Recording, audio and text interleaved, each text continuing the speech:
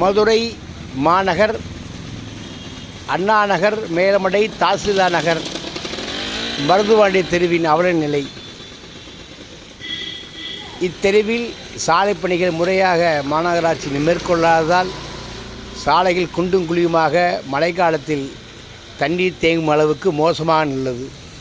இது குறித்து மதுரை மாநகராட்சி மேயர், ஆணையாளர், சம்பந்தப்பட்ட அதிகாரிகள் பார்வையிட்டு இவர் சாலையை செப்பனிட வேண்டுமென பொதுமக்கள் கேட்டுக்கொண்டுள்ளனர். மதுரையில் தொடர்ந்து பெய்து பலத்த மழையால் பல இடங்களில் சாலைகள் இதே நிலைமைதான். மதுரை மாநகராட்சி கண்டும் காணாமல் இருப்பதால் பொதுமக்கள் அவதி அடைந்துள்ளனர்.